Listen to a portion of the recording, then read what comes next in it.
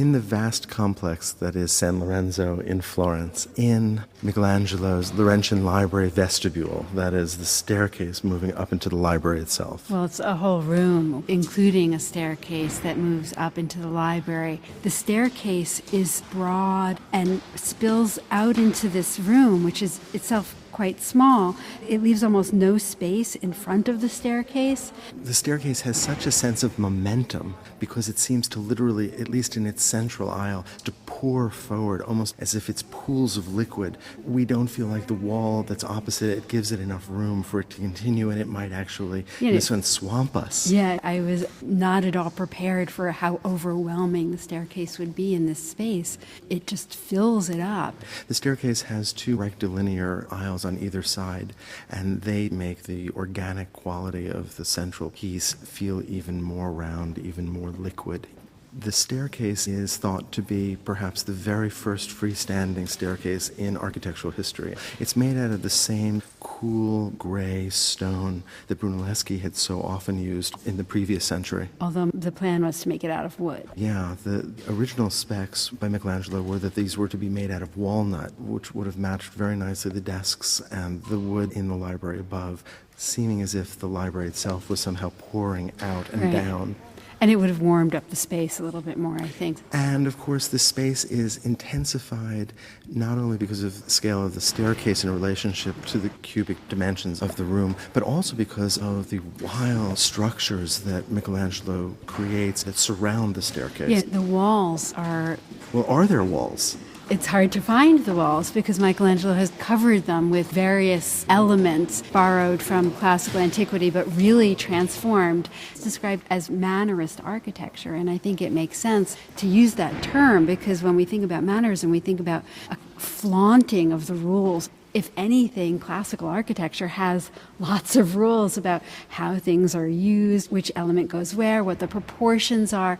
And Michelangelo is disregarding all of that and recombining. There's a kind of freedom here from that weight of classical antiquity. So previous to this, when architects looked back to the classical tradition, they looked back to the books of Vitruvius, they looked back to rules. And you're absolutely right. Michelangelo is, in a sense, taking the letter forms of antiquity, but creating new words out of them. These are clearly columns, pediments, pilasters, but they're used and combined in ways that have never existed in the history of architecture previous. So let's just point out a few elements. One of the most obvious, as we stand down at the bottom, are the brackets, which are usually used as an ornamental expression of support for something heavy above. And which Michelangelo used in the new sacristy in that way. But here, he's lifted them out of that context, and instead, they hang as opposed to support something over them. So they have absolutely no purpose, but they're even more powerful and even more muscular. Well, they're oversized. Especially considering how low down on the floor.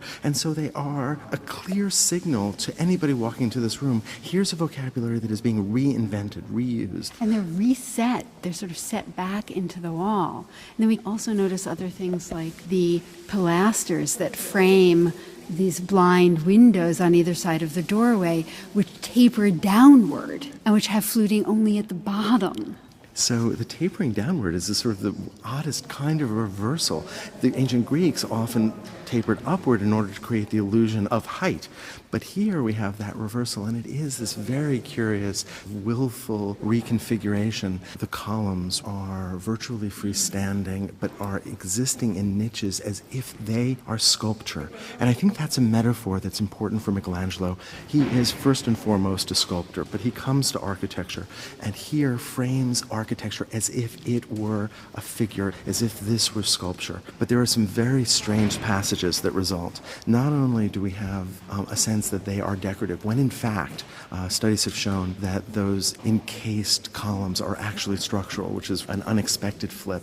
But as those columns and those bays for the columns meet the corners, you have the columns actually separated by a kind of internal double-edged pilaster. And so how does that even work? It's absurd for me to even call them pilasters, and yet that's what they must be. It really feels as though those corners where we see the capitals come together and the pilaster in between and these embedded columns, almost like there's a world behind the walls. There's something mysterious in the corners and around and behind them. There's drama, there's mystery, and there's a kind of invitation to understand that these are elements that can be moved and changed, that pushes beyond the kind of stricture with which classicism had been understood for so long. It all implies a kind of virtuosity and his knowledge of the classical forms and to subvert them. This is a space that speaks to Michelangelo's supreme self-confidence. Should we walk upstairs and go into the library? We've walked up the staircase, past the eddies that pool at the sides of each of the stairs, and we've entered into the library, which is a much warmer space because of the coffered ceiling and all of the stalls for reading. All of this designed by Michelangelo. After the drama of the vestibule, there's definitely a sense of relief and calm entering this library space. It's a serious space, and you feel that through the vocabulary of classicism being used in a more orderly manner. Michelangelo's still crowding the walls with these pilasters that seem very severe, the molding, the blind frames at the top level above the windows. The windows are quite large, meant to let in as much natural light to assist the readers as possible. We also have a very strong horizontal element formed by cornices above the windows. And a kind of false clear story. Creating a real sense of perspective. And rhythm and a kind of unity, so that as a reader perhaps you feel as if you're one among many, engaged in a serious act. This was a library that contained the manuscripts of the Medici family.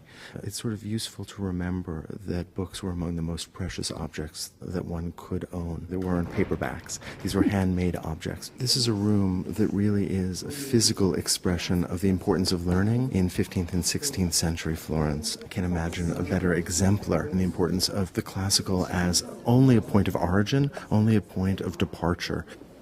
Walking out of the library and back down into Michelangelo's vestibule, you're really struck by just how he separates the library and its sense of the rarefied from the world. Yeah, the vestibule really does provide a kind of point of transition. When you come out of the library and you see that staircase with a rather steep angle pouring down into this very narrow space, you really feel like you're leaving one world and entering another. And then, of course, when you step out of the vestibule and into the cloister, we're yet in another world again. So even in this spiritual space of the contemplation of the cloister itself, of an ancient tradition that is so different, such a radical departure from the intensified, invented environment that Michelangelo has created.